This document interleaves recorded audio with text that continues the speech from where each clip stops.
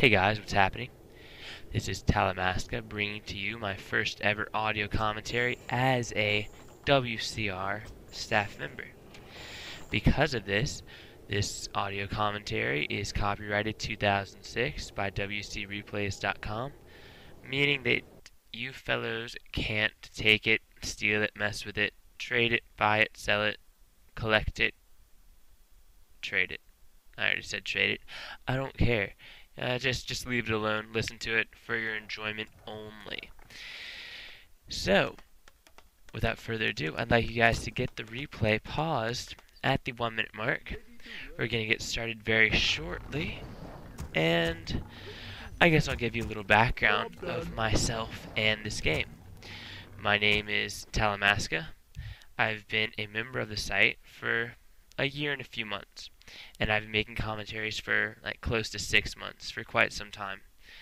I'm really excited that I'm finally, trial staff member. This was probably my goal. This was my goal, back in February when I bought a microphone and tried to commentate my own games, or games in general. I guess I've never really commentated my own games. But regardless, it's been, a long road on and off, and I'm glad to finally be here sharing commentaries with you great people at WC Replays. I'd like to give a quick shout out to a few people. Of course, all the audio commentators, whether they be member audio commentators or staff audio commentators, you've all been very, very good in helping my skills and abilities to grow. It's been your criticism that has pushed me to improve myself, and I really appreciate it. I'd like to give a special shout out to Remind and Diablo God. These two fellows are other new trial audio commentators for the site, and we've all kind of grown together as we've commentated. I believe we pretty much all started at about the same time. Remind probably started before myself and Diablo God. I'm not too sure, but that's kind of irrelevant. You guys are great commentators, and I appreciate all your criticism and whatever else. So, I hope you guys are synced to the 1 minute mark. We're going to get this unpaused in 5, 4, 3, 2, 1, unpause.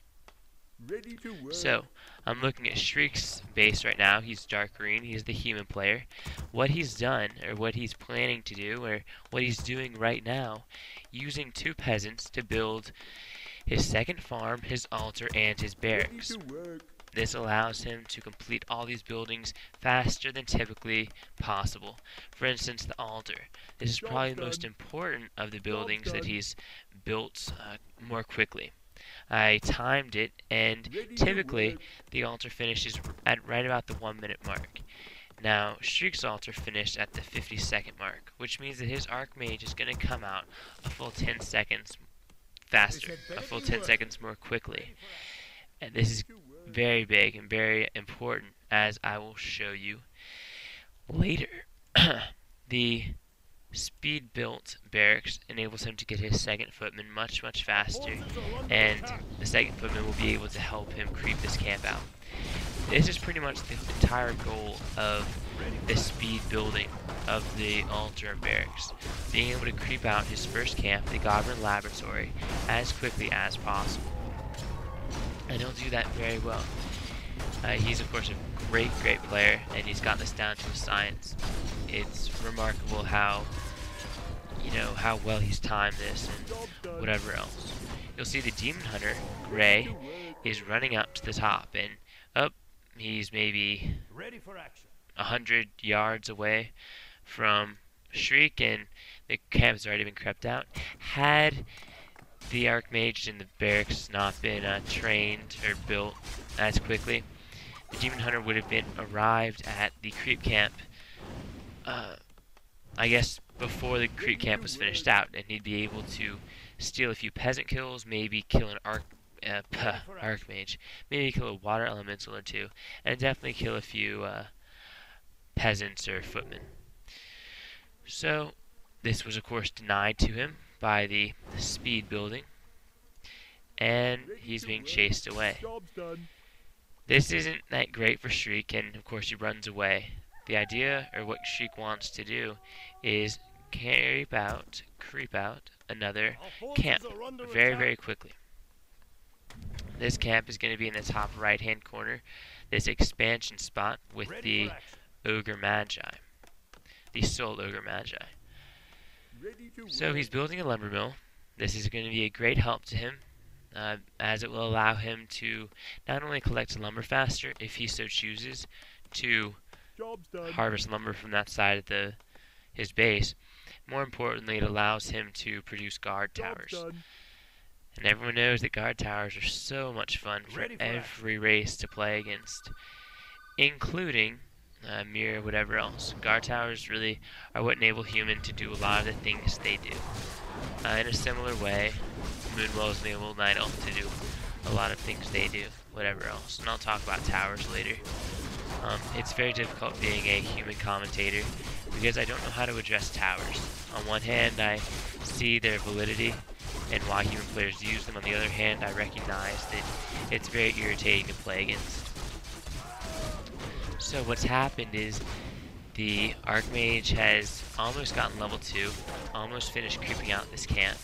The Demon Hunter and Archers are doing a decent job of dealing a lot of damage to these footmen and peasants, as well as just trying to keep this expansion down for as long as possible, whatever else. The problem is the Demon Hunter is only level 1. He's halfway to level 2, but that really doesn't matter because evasion won't help him too terribly much. What he needs is level 3 Job's done. with that 100 damaging mana burn that is so useful against the Archmage. He was forced to retreat to the Moonwells because he took so much damage from the Footman, the Archmage, and the Water Elementals. But he was very clever in picking up the Staff of Teleportation and Boots of Speed. Both of these items enable him to move around the map very, very quickly. And with hidden archers, you can, of course, hide them close to a human expansion or a human base.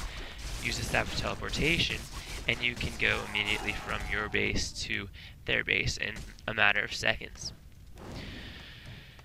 The Archmage and Footman stayed relatively close to this expansion spot because, of course, the human knows that the Night Elf player is going to try to harass that shit as long as possible. And even when it becomes kind of not economic or not beneficial to harass this expansion, he probably still will harass the expansion because that's what spiteful Night Elf players do. Now, of course, this game is full of give and take. The human player sacrificed a lot of resources to get this expansion up. Not only in the sense that expansions and towers cost money, but he had to take off a lot of peasants from lumber, which ultimately cost him gold and whatever else. You'll see that he has built a farm at the Goblin Laboratory. And using this farm, he's able to use reveals by sappers, by zeppelins, and by the Goblin Shredder. The Goblin Shredder is a very underused unit, and especially when the human's fast expanding like this, he's going to have lumber issues. Right now he has less than 20 lumber, and with speed builds and whatever else, he loses lumber very, very quickly. So this Goblin Shredder helps him